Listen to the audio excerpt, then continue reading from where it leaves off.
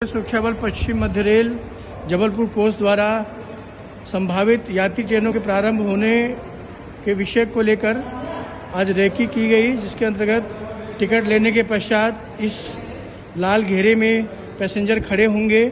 इनके खड़े होने के पश्चात प्रवेश द्वार पर रेड कॉर्न पे 1-1 मीटर की दूरी के डिस्टेंस पर सभी पैसेंजर खड़े होंगे।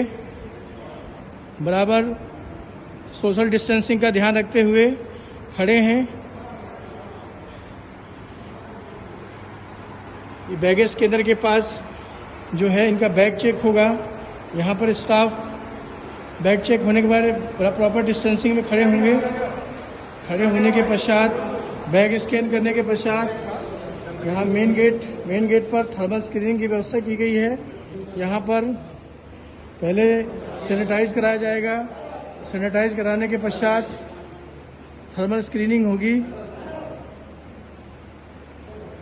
इनका रिकॉर्ड मेंटेन किया जाएगा। बाद यहाँ से इनको जो है अपने अपने कोच में रवाना किया जाएगा।